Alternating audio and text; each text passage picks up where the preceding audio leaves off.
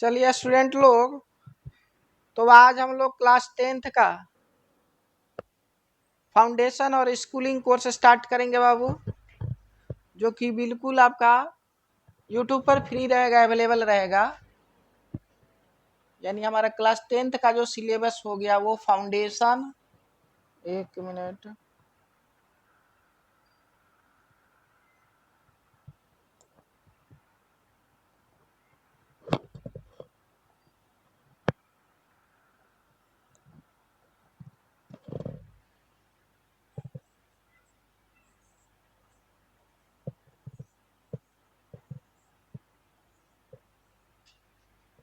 Foundation plus schooling,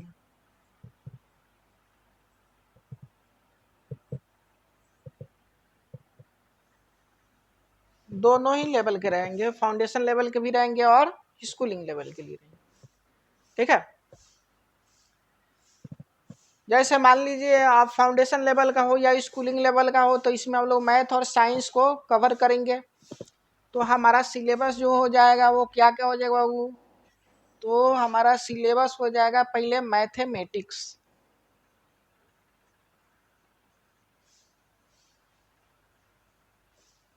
mathematics, फिर हो जाएगा आपका फिजिक्स,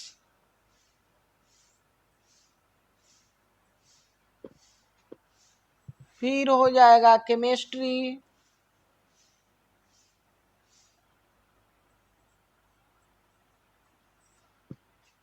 और फिर हो जाएगा बायोलॉजी।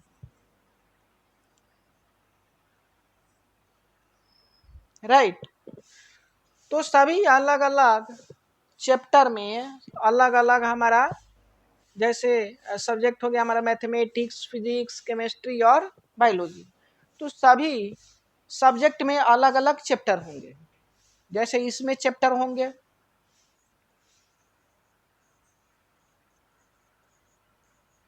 चैप्टर का हमने नाम रख दिया XYZ।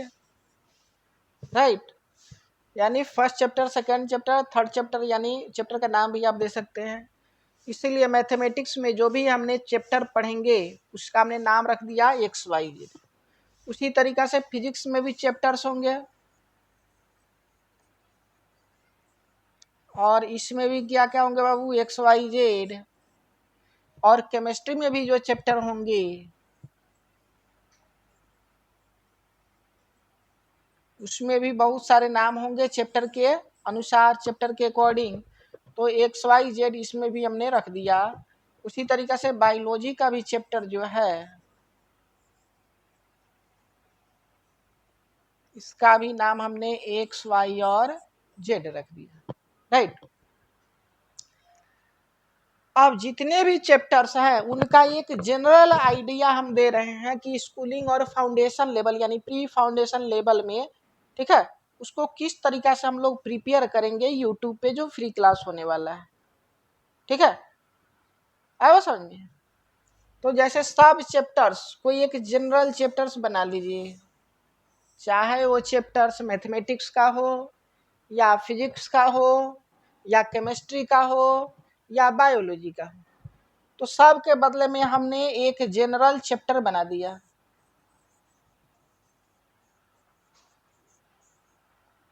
और ये चैप्टर का नाम XYZ।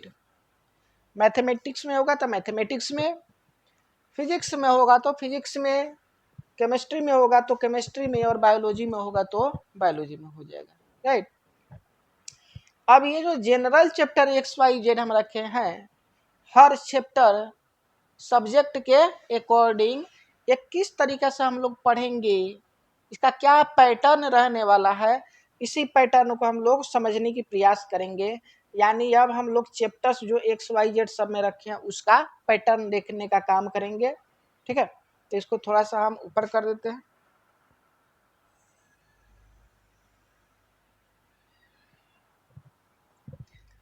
देखिए, तो ये जो भी चैप्टर है, चैप्टर का नाम है XYZ। तो इसको हमने क्या किया है बाबू? दो कैटेगरी में ब्रॉडली डिवाइड कर दिया है, दो कैटेगरी। पहला हमारा रहेगा theory, theory plus problem.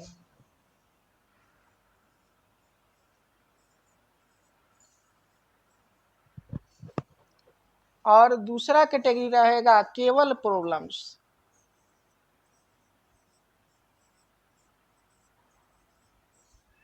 Problems only. ये जो थ्योरी प्लस प्रॉब्लम्स जो आएगा बाबू, इसको भी हमने क्या किया है, दो कैटेगरी में डिवाइड कर दिया है। थ्योरी और प्रॉब्लम को भी दो कैटेगरी में डिवाइड कर दिया गया है। एक एनसीईआरटी, एनसीईआरटी, और दूसरा हो गया है हमारे पास कंपटीशन।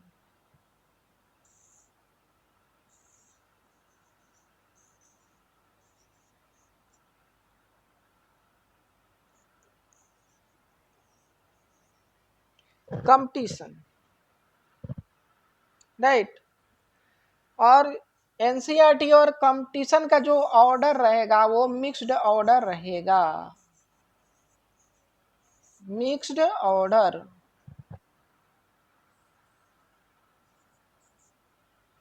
राइट, यानी कभी एनसीईआरटी का थ्योरी और प्रॉब्लम हम लोग करेंगे, फिर उसके बाद कंपटीशन लेवल का थ्योरी प्रॉब्लम कर सकते हैं, फिर कंपटीशन का थ्योरी प्रॉब्लम आ जाएगा, फिर एनसीईआरटी का थ्योरी प्रॉब्लम आ जाएगा, फिर एनसीईआरटी का आएगा, फिर कंपटीशन का। इस तरीका से कोई फिक्स ऑर्डर नहीं है कि एक बार हम लोग एनसीईआरटी पढ़ेंगे या एक बार कंपटीशन पढ़ेंगे, ऐसा फिक्स ऑर्डर नहीं है। ठीक है, तो कैसा है बाबू, तो मिक्स ऑर्डर में है, यानी कोई भी पहले और कोई भी बाद में आ सकता है।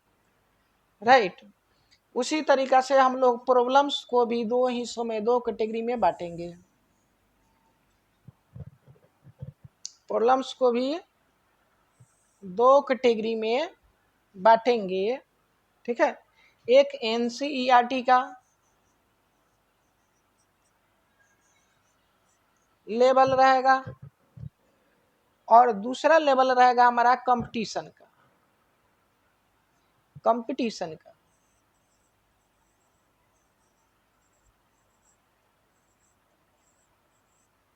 राइट, इसमें केवल एनसीईआरटी लेवल का, अगर एनसीईआरटी सेक्शन में चलेंगे तो एनसीईआरटी लेवल का केवल प्रॉब्लम्स रहेंगे, और कंपटीशन लेवल में चलेंगे तो कंपटीशन लेवल का केवल प्रॉब्लम्स रहेंगे, जो प्री फाउंडेशन हमारा बेस को तैयार करेगा।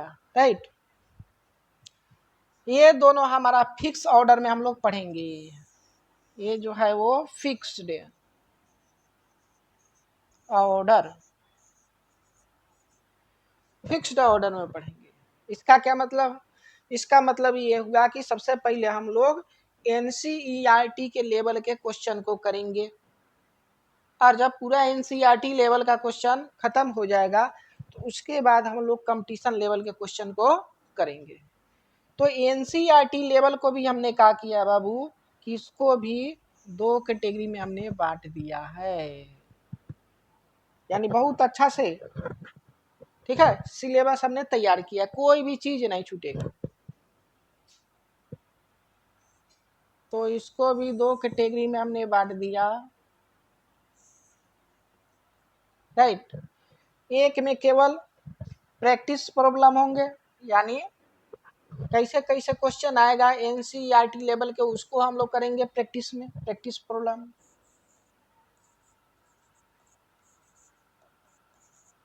प्रैक्टिस प्रॉब्लम, इसी को हम लोग एक्सरसाइज के भी नाम से जानेंगे, या प्रैक्टिस प्रॉब्लम कह लीजिए या एक्सरसाइज कर लीजिए। दूसरा, एनसीईआरटी में जितने भी एक्सरसाइज हैं, राइट, चैप्टर के अकॉर्डिंग, तो उन सेक्शन को, उन एक्सरसाइज को हम लोग, ठीक है, एक एक क्वेश्चन को डिटेल में समझेंगे, उसको सॉल्व करने की प्रयास करेंगे। यानी पहला तो एनसीईआरटी लेवल का ही हमारा प्रैक्टिस प्रॉब्लम हो गया, और दूसरा एनसीईआरटी का जो एक्सरसाइज का क्वेश्चन है उसको भी हम लोग करेंगे, यानी दूसरा आ गया एनसीईआरटी सेक्शन। और एनसीईआरटी सेक्शन का प्रॉब्लम कैसा है, तो एक्सरसाइज।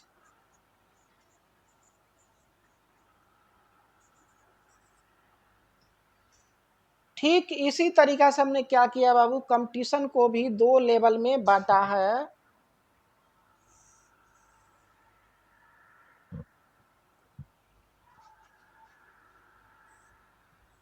दो सेक्शन इसका भी है, राइट। पहला सेक्शन में ये जो प्रैक्टिस प्रॉब्लम है वो करेंगे, लेकिन कौन से लेवल का, तो कंपटीशन लेवल का, राइट। यानी इसमें भी एक्सरसाइज करेंगे, प्रैक्टिस प्रॉब्लम्स कर लीजिए चाहे एक्सरसाइज कर लीजिए।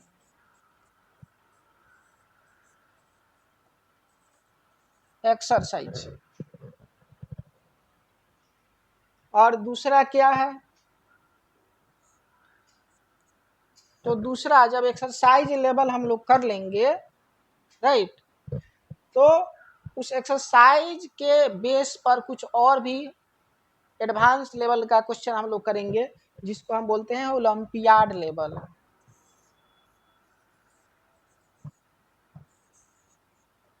ओलंपियाड, या इसको आप कह सकते हैं हॉट्स, हॉट्स, राइट। तो इस लेवल का क्वेश्चन करेंगे। अब आगे चलिएगा तो एक्सरसाइज को भी हमने क्या किया है कि दो कैटेगरी में सब डिवाइड किया है।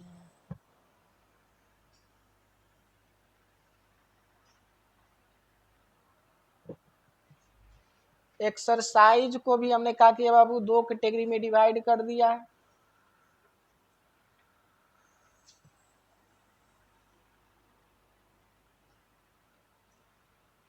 एक्सरसाइज में जो पहला कैटेगरी है वो multiple choice question,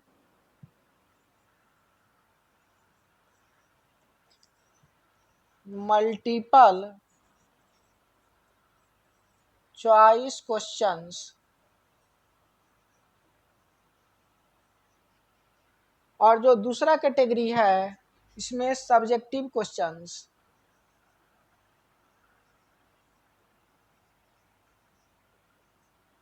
subjective questions रहेंगे। और मल्टीपल चॉइस क्वेश्चन में क्या क्या रहेंगे, तो इसमें लेवल 1 का मल्टीपल चॉइस, लेवल 1 यानी बहुत लो लेवल का, फाउंडेशन कंपटीशन लेवल का ही रहेगा, लेकिन बेसिक लेवल का रहेगा मल्टीपल चॉइस क्वेश्चन। इससे थोड़ा हार्ड लेवल का रहेगा लेवल 2 में।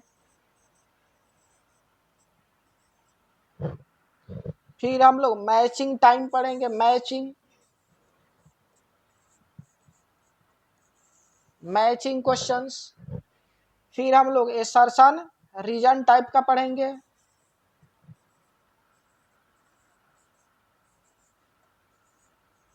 Assertion reason. फिर कॉम्प्रिहेंशन,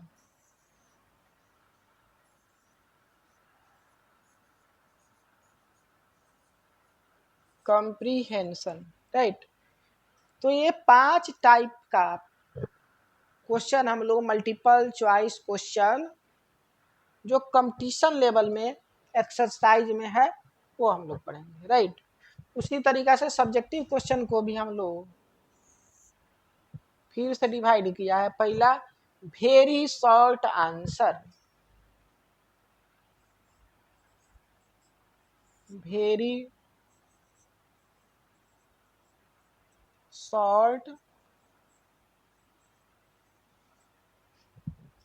आंसर टाइप, इसको हम लोग शॉर्ट फॉर्म में VSA पढ़ेंगे, VSA। फिर short answer, short answer type जिसको हम लोग ऐसे पढ़ेंगे। फिर लॉन्ग आंसर, लॉन्ग आंसर यानी एले, राइट।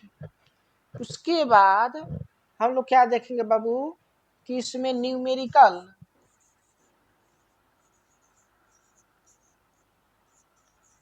लेकिन कैसा न्यूमेरिकल, तो वैसा न्यूमेरिकल जो इंटीजर टाइप हो, यानी 0 हो, 1 हो, 2 हो, 3 हो, 4 हो, -4 हो, -5 हो, ऐसा हम लोग पढ़ेंगे। ये नहीं कि 1.5, 2.3 ऐसा फ्रैक्शन वाला हम लोग नहीं पढ़ेंगे, ठीक है। वैसा क्वेश्चन पढ़ेंगे जिसमें न्यूमेरिकल हो, और न्यूमेरिकल भी कैसा आना चाहिए, इंटीजर टाइप।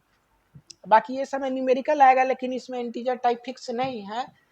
हम लोग सब्जेक्टिव क्वेश्चन में इंटीजर टाइप को फिक्स करेंगे, ठीक है, क्योंकि वो थोड़ा सा बड़ा हो जाता है, इसीलिए उसको हम सब्जेक्टिव सेक्शन में रखेंगे। तो न्यूमेरिकल तो पढ़ेंगे, लेकिन इंटीजर टाइप।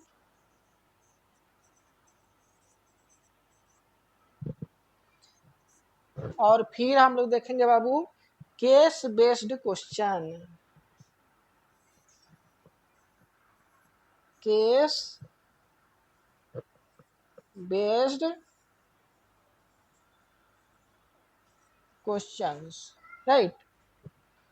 तो इस तरीके से पढ़ लेने के बाद जिस चैप्टर में ये सब पढ़ लेंगे वो चैप्टर हमारा फिनिश हो जाएगा। फिर नए चैप्टर से हम लोग शुरुआत करेंगे, राइट।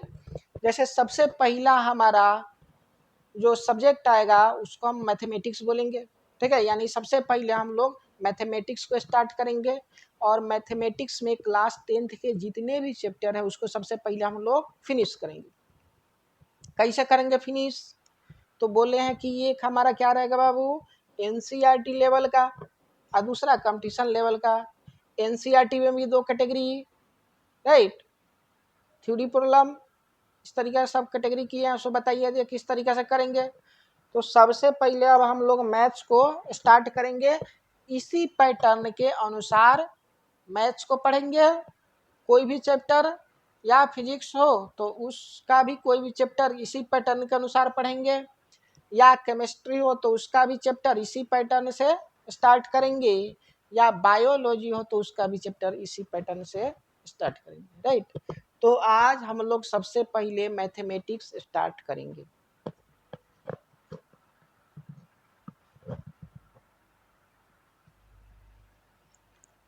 यानी मैथमेटिक्स,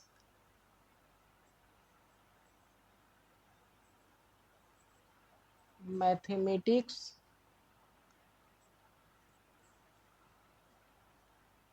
क्लास 10th, और इसका लेवल बताइए दिए हैं कि प्री फाउंडेशन, यानी फाउंडेशन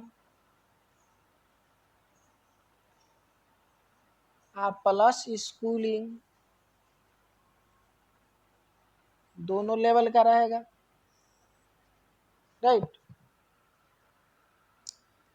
और इसमें सबसे पहले हम लोग क्या करेंगे बाबू, चैप्टर नंबर 1 स्टार्ट करेंगे।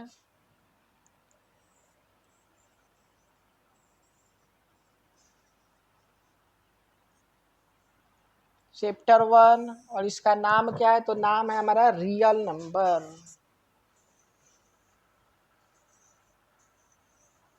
रियल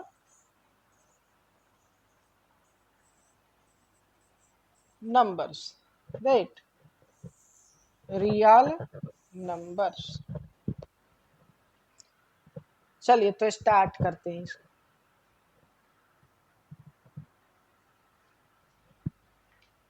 रियल नंबर्स,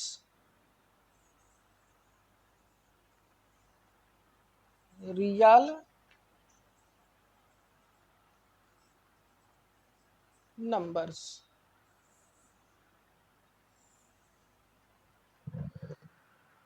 तो रियल नंबर को पढ़ने के लिए हम क्या करेंगे, जो क्लास 9th में हम लोग पढ़ के आए हैं बाबू, थोड़ा सा शॉर्ट रिवीजन उस टॉपिक पर रख लेते हैं नंबर सिस्टम के, राइट। तो जैसे नंबर जो है, नंबर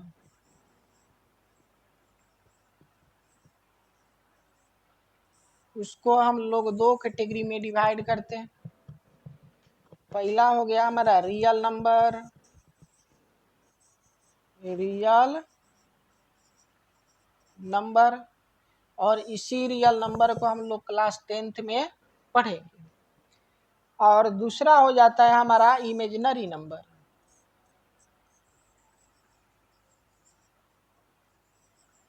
इमेजिनरी नंबर।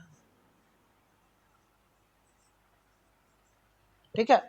तो ये जो इमेजनरी नंबर है बाबू, ये आपके सिलेबस में नहीं है, ना तो स्कूलिंग लेवल के सिलेबस में है और ना फाउंडेशन के सिलेबस में है, राइट। इसीलिए इसको हम लोग नहीं पढ़ेंगे। तो हम लोग किसको पढ़ेंगे? तो हम लोग रियल नंबर को पढ़ेंगे। रियल नंबर में देखिएगा तो इसको भी दो कैटेगरी में डिवाइड किया गया है। पहला है हमारा रेशनल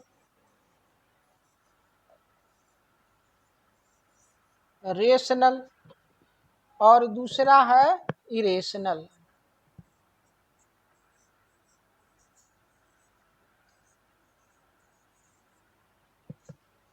राइट। तो रेशनल और इरेशनल, रेशनल किसको बोलेंगे? तो वे सारे नंबर जो p बटा q के फॉर्म में हो, जहां पर q कभी भी जीरो के बराबर नहीं हो सकता है, q डोंट इक्वल्स जीरो, क्योंकि इसको जीरो कर देंगे तो किसी भी नंबर को अगर जीरो से डिवाइड कीजिएगा तो वो अनडिफाइंड हो जाएगा। इसीलिए इसको डिफाइंड करने के लिए q कभी जीरो के बराबर नहीं हो सकता, राइट। और p और q क्या रह सकता है बाबू? तो ये इंटीजर रहेगा जहां q जीरो के बराबर नहीं हो सकता, राइट। और p बटा q के फॉर्म को ही हम बोलते हैं कोसेंट फॉर्म। इस फॉर्म को बोलते हैं हम लोग कोसेंट फॉर्म, कोसेंट फॉर्म। यानी दुनिया की वे सारे नंबर जो हम p बटा q के रूप में लिख सकते हैं, यानी कोसेंट फॉर्म में हम लिख सके, जहाँ q हमारा जीरो कभी भी नहीं हो सकता है और p और q जो है वो इंटीजर को बिलोंग करेगा, यानी p और q का वैल्यू इंटीजर हो तो वे सारे नंबर रेशनल नंबर कहलाएंगे, राइट।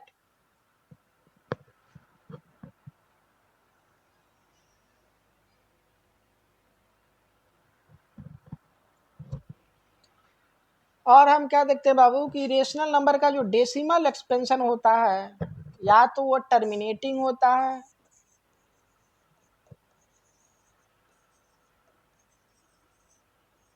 और नहीं तो नॉन टर्मिनेटिंग होगा, तो वो बार बार रिपीट करेगा, यानी रिपीटिंग, जिसको हम लोग रेकरिंग के नाम से भी जानते हैं। यानी टर्मिनेटिंग या non terminating, non terminating repeating, repeating nature का। तो टर्मिनेट का क्या मतलब? तो टर्मिनेट का मतलब होता है इंड हो जाना, यानी खत्म हो जाना, ठीक है। यानी इसमें वैसे ही नंबर मिलेंगे जिनका डेसिमल एक्सपेंशन करें तो वो डेसिमल के बाद जो भी डिजिट आएंगे वो फाइनाइट डिजिट होंगे, जैसे 1.58। तो देखिए डेसिमल के बाद केवल दो ही डिजिट है, ये फाइनाइट डिजिट है, इसलिए कहेंगे डेसिमल के बाद डिजिट टर्मिनेट कर गया है, खत्म हो गया है, इसीलिए ये डेसिमल एक्सपेंशन टर्मिनेटिंग कहलाएगा, ठीक है। और नॉन टर्मिनेटिंग रिपीटिंग किसको कहेंगे? कि जिसका डेसिमल के बाद जो डिजिट आएगा वो इनफाइनाइट हो, लेकिन कैसा हो तो बार बार रिपीट करे, इसी को हम लोग रेकरिंग के नाम से भी जानते हैं, बार बार रिपीट करने वाला। तो इसमें कैसा रहेगा? तो 1.6666 इस तरीका से बार बार ये रिपीट करते रहेंगे, राइट। तो इसको नॉन टर्मिनेटिंग रिपीटिंग या रेकरिंग के नाम से भी जानते हैं। तो कहीं पर भी अगर कोई नंबर का डेसिमल एक्सपेंशन या तो टर्मिनेट कर जाए या नॉन टर्मिनेट और रिपीट करे, नॉन टर्मिनेट और रिपीट करे इसके जैसा, तो बोलेंगे कि वो हमारा रेशनल नंबर है। यानी ये दोनों नंबर को हम लोग कोसेंट फॉर्म p बटा q के रूप में आसानी से रिप्रेजेंट कर सकते हैं, राइट, ठीक है। और ये तीन डॉट का क्या मतलब? कि ये कहाँ तक जाएगा बाबू? इनफाइनाइट तक, इनफाइनाइट यानी कंटिन्यूअस रहेगा ये, राइट, कभी खत्म नहीं होगा। जबकि यहाँ देखिए 2 ही डिजिट है, यानी डिजिट यहाँ इंड हो गया, इसलिए इसको बोलेंगे टर्मिनेटिंग। यहाँ डिजिट इनफाइनाइट यानी कंटिन्यूअस है, आगे बढ़ता जाएगा, इसीलिए इसको बोलेंगे नॉन टर्मिनेटिंग। कैसा डिजिट है तो अपने आप को बार बार 6 अपने आप को बार बार रिपीट करा, इसलिए इसको रिपीटिंग के नाम से जानते हैं। इरेशनल में क्या होगा, तो इरेशनल का फॉर्म P/Q के रूप में हम लोग नहीं लिख सकते, जहां Q कभी 0 के बराबर नहीं होगा, ठीक है, और P और Q जो है वो इंटीजर को बिलोंग करता है। तो जिस नंबर को हम क्वोशेंट फॉर्म यानी P/Q के फॉर्म में नहीं लिख सकते, वही नंबर हमारा इरेशनल नंबर कहलाएगा, राइट। अब क्वेश्चन ये है कि इरेशनल नंबर किस नंबर को कहेंगे, हम लोग किस नंबर को कहेंगे, राइट। तो वे सारे नंबर ले लीजिए जो नॉन टर्मिनेटिंग भी हो। कैसा होना चाहिए, नॉन टर्मिनेटिंग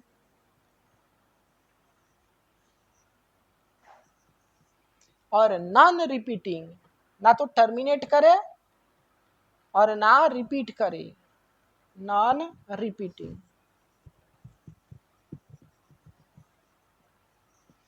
तो उसको हम लोग इरेशनल नंबर के नाम से जानते हैं।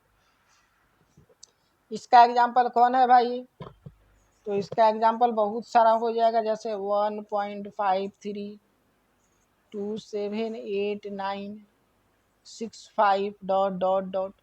तो देखिए ये सब नंबर में कोई भी अपने आप को, यहाँ 1 ले लीजिए, कोई भी डिजिट अपने आप को रिपीट नहीं कर रहा है, इसलिए इसको बोलेंगे नॉन टर्मिनेटिंग। यहाँ 3 डॉट लगा दिए तो ये खत्म भी नहीं होगा, इनफाइनाइट तक जाएगा। तो इस तरीका के नंबर को हम लोग नॉन टर्मिनेटिंग नॉन रिपीटिंग बोलेंगे, ठीक है। और रूट में जितने भी नंबर हैं जो किसी नंबर का परफेक्ट स्क्वायर ना हो, तो ये सारे इरेशनल नंबर यानी नॉन टर्मिनेटिंग और नॉन रिपीटिंग नंबर कहलाएंगे, जैसे √2 √5 etc, ठीक है। उसी तरीका से हम लोग पाई भी मानते हैं कि पाई भी हमारा क्या है, इरेशनल नंबर। तो नंबर हमारा 2 कैटेगरी में हो गया, एक रियल और एक इमेजिनरी। रियल नंबर को भी हमने 2 कैटेगराइज कर दिया, एक रेशनल और एक इरेशनल। अब रेशनल नंबर को फिर से हम लोग कैटेगराइज करेंगे।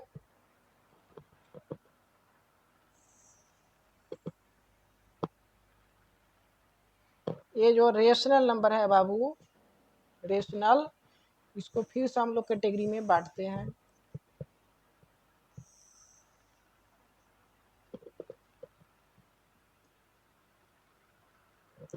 तो इसको बांटते हैं हम लोग इंटीजर्स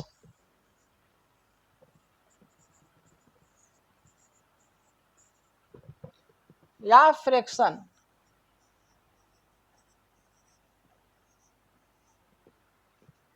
इंटीजर या फ्रैक्शन।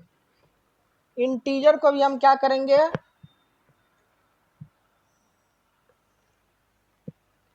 दो कैटेगरी में बांटते हैं।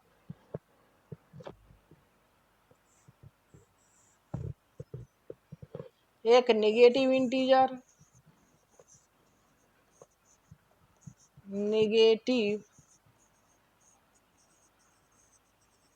इंटीजर्स, और दूसरा हो गया हमारा होल नंबर, होल नंबर। और होल नंबर को भी 2 कैटेगरी में हम लोग बांटते हैं, एक 0 हो जाता है और एक नेचुरल हो जाता है, नेचुरल, राइट। तो नेचुरल में कौन कौन नंबर आते हैं, तो काउंटिंग के जितने भी नंबर हैं, जैसे 1 हो गया, 2 हो गया, 3 हो गया, इस तरीका से वे सारे नेचुरल नंबर कहलाते हैं। यानी काउंटिंग वाले जो नंबर होते हैं वो सारे के सारे नेचुरल नंबर होते हैं, राइट। और इसको हम लोग इंडिकेट करते हैं कैपिटल एन से। और नेचुरल नंबर में जब जीरो मिला दीजिएगा, जीरो मिसिंग था नेचुरल नंबर में, राइट, काउंटिंग के नंबर में जीरो मिसिंग हो जाता है, तो उसके साथ जब जीरो मिला दिएगा तब पूरे नंबर आ जाएगा। जैसे 10 को, 20 को, 30 को अगर हमको लिखना हो तो 10 को लिखते हैं 1 पर 0, तो जीरो अगर नहीं जानेंगे तो कैसे जानेंगे कि 1 पर कैसे जीरो क्या होता है, किस तरीके से उसको रिप्रेजेंट किया जाता है, कैसे लिखे उसको। इसलिए जीरो इंक्लूड करना हमारे नंबर सिस्टम में बहुत इंपॉर्टेंट है। तो जब जीरो हम लोग इंक्लूड किए, जीरो को इस तरीके से हम लोग रिप्रेजेंट करते हैं, ठीक है। तो जब नंबर कंबाइन करके आया नेचुरल नंबर के साथ जीरो, तो उसको बोलते हैं हम लोग होल नंबर। और होल नंबर को हम लोग कैपिटल W से इंडिकेट करते हैं, यानी ये काउंटिंग नंबर में जीरो इंक्लूड कर दीजिए, राइट। निगेटिव इंटीजर क्या होता है? तो जितने भी हमारे पास नेचुरल नंबर है बाबू, उनका निगेटिव ले ले, उसमें माइनस से मल्टीप्लाई कर दे, माइनस साइन से, तो जो भी नंबर आएगा उसी को हम लोग निगेटिव इंटीजर बोलेंगे, यानी -1, -2, -3, इस तरीका से, राइट। और निगेटिव इंटीजर्स और होल नंबर दोनों को मिला दीजिएगा तो इंटीजर आ जाएगा, यानी ये देखिए डॉट डॉट डॉट -3, -2, -1, फिर उसके बाद whole number 0, 1, 2, 3, dot dot dot, इस। तो ध्यान से देखिएगा बाबू, तो इधर क्या है? निगेटिव इंटीजर, ये क्या है? नेचुरल नंबर, और ये सब क्या है? तो ये होल नंबर है।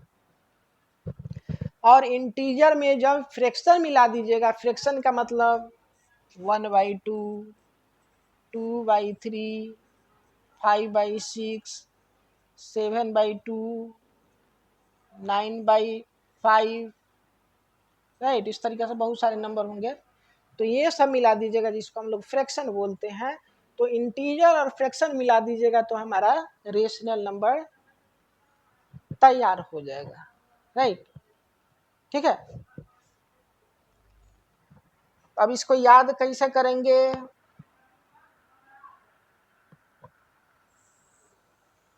तो याद करने का सबसे अच्छा ट्रिक देखिए, सबसे पहले किसका गोला बना लीजिए? नेचुरल नंबर का। और नेचुरल नंबर में जीरो अगर जोड़ दीजिएगा तो कौन आ जाएगा बाबू? Whole number, right. तो हमने होल नंबर तक पहुंच गया। अब होल नंबर में निगेटिव इंटीजर को जोड़ना है तो इंटीजर्स आ जाएगा, यानी इसको भी घेर देंगे किससे? निगेटिव इंटीजर से, -1, -2, इस तरीके से, तो ये इंटीजर्स आ जाएगा। इसको इसमें और क्या ऐड कर दे बाबू? फ्रैक्शन, यानी 1/2, 2/3, इस तरीका से और ऐड कर दिया जाए, राइट।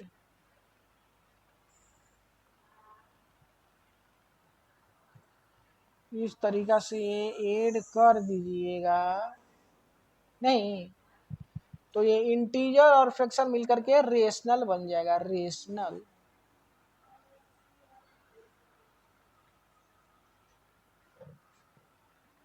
और इस रेशनल में फिर से हमने क्या किया बाबू?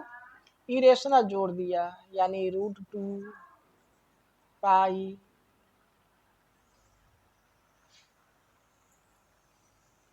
तो क्या बन गया? तो रेशनल और इरेशनल मिल करके रियल बना लेगा, रियल। और इस रियल में इमेजिनरी को भी जोड़ दीजिएगा, इमेजिनरी,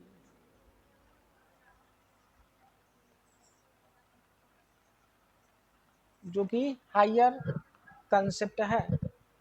तो क्या बन जाएगा बाबू टोटल हमारे पास? तब टोटल हमारे पास जो बनेगा उसको बोलेंगे नंबर्स। क्या बोलेंगे बाबू? नंबर्स। तो इस तरीका से आप याद कर सकते हैं, ठीक है। चलिए इनके अलावा भी कुछ हम लोग को पढ़ लेना चाहिए।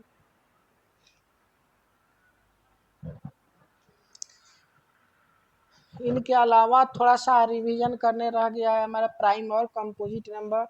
ठीक है, तो सबसे पहले हम लोग प्राइम नंबर को देखेंगे।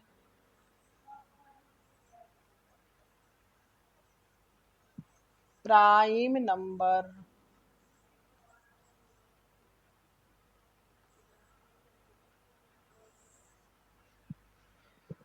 तो प्राइम नंबर को आप लोग पढ़ के आए हैं क्लास 9th में कि प्राइम नंबर होता क्या है बाबू। तो वे सारे नंबर जो या तो खुद से डिवाइड हो रहा हो, डिविजिबल हो, और नहीं तो 1 से डिविजिबल हो, तो उस नंबर को हम लोग प्राइम नंबर्स बोलेंगे।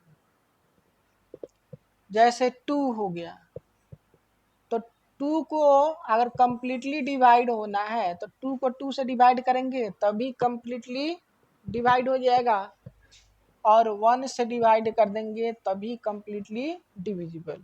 राइट, तो 2 1 से भी और 2 दोनों से कंप्लीटली डिविजिबल है। इसके अलावा कोई भी नंबर नहीं है जिससे 2 कंप्लीटली डिविजिबल हो, इसीलिए 2 को हम लोग प्राइम नंबर बोलेंगे। राइट, और 2 के पास यही 2 फैक्टर भी होता है।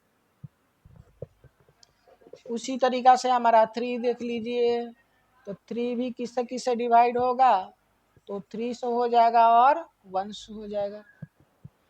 तो प्राइम नंबर जिस नंबर से डिवाइड होता है वही उसका फैक्टर कहलाता है, और ये डिवाइड होने वाला है या तो स्वयं से, सेल्फ से, और नहीं तो 1 से। राइट, तो इसीलिए इसका फैक्टर 2 ही है।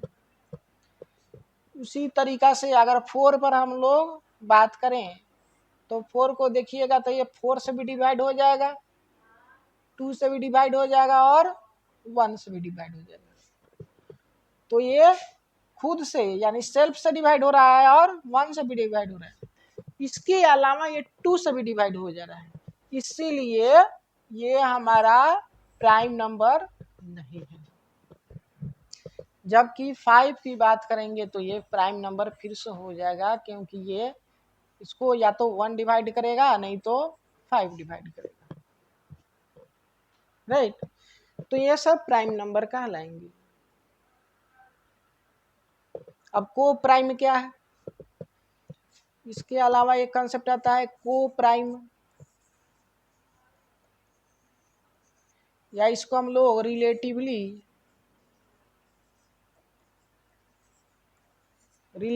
प्राइम नंबर के नाम से भी जानते हैं। को प्राइम या रिलेटिवली प्राइम। राइट,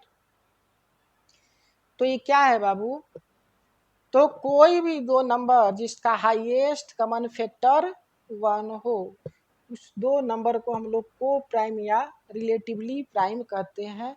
और जो 2 नंबर आता है वो हो सकता है दोनों प्राइम नंबर हो, या एक प्राइम और एक कंपोजिट भी हो सकता है, यानी नेसेसरी नहीं है कि दोनों प्राइम ही रहे तभी उसको हम को प्राइम कहेंगे। नेसेसरी कंडीशन ये है कि उसका HCF हमारा 1 होना चाहिए। ठीक है, HCF क्या होना चाहिए बाबू, 2 नंबर का A और B का अगर HCF 1 है तो A और B दोनों एक दूसरे का को प्राइम या रिलेटिवली प्राइम कहलाएंगे। जैसे HCF हम 4 और 9 का निकाले तो आ जाएगा 1, तो इसलिए 4 और 9 एक दूसरे का को प्राइम या रिलेटिवली प्राइम कहलाएगा।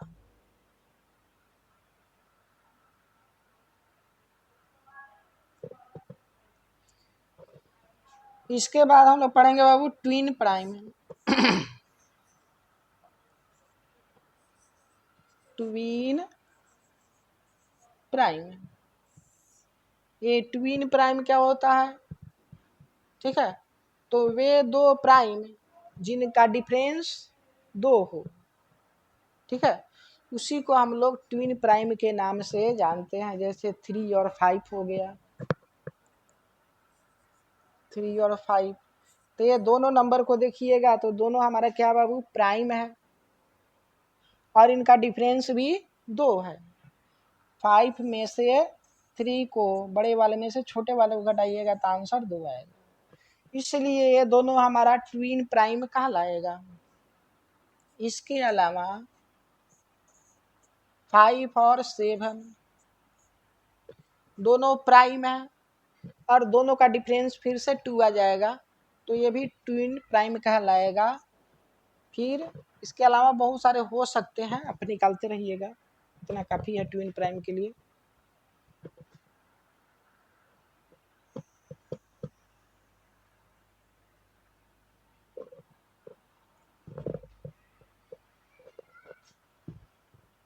इसके बाद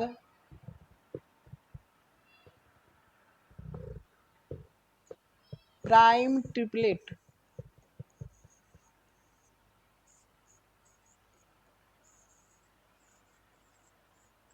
प्राइम ट्रिपलेट, प्राइम ट्रिपलेट का क्या मतलब?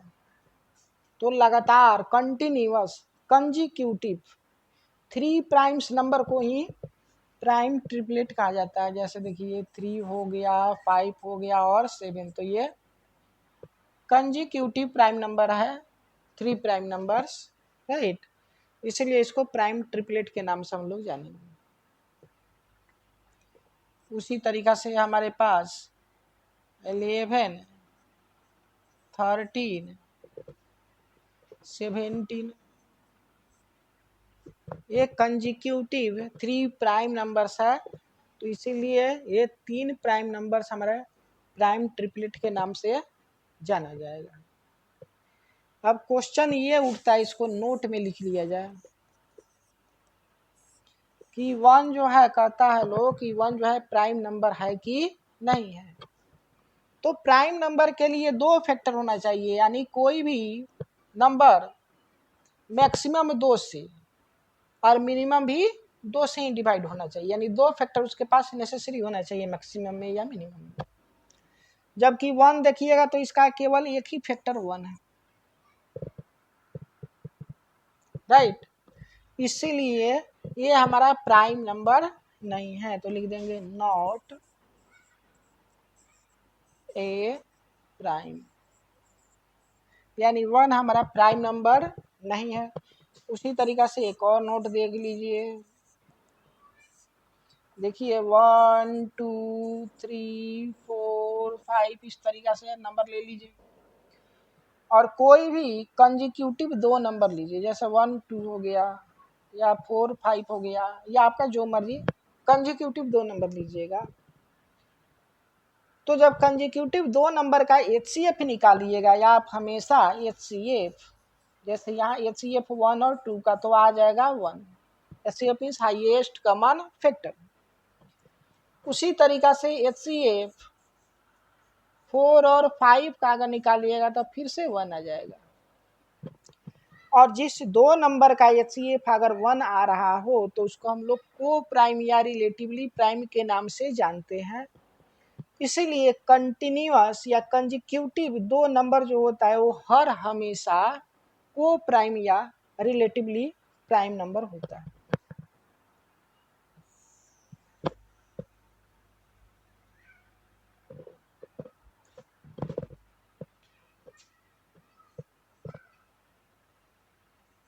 एनी 2 कंजिक्यूटिव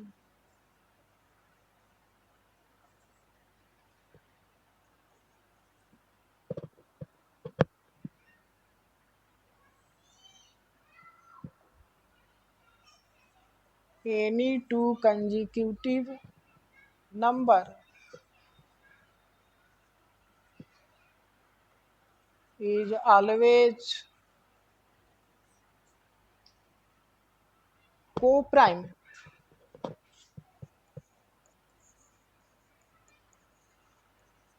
या इसी को हम लोग रिलेटिवली प्राइम भी बोलेंगे, राइट। उसके बाद आता है हमारे पास कंपोजिट।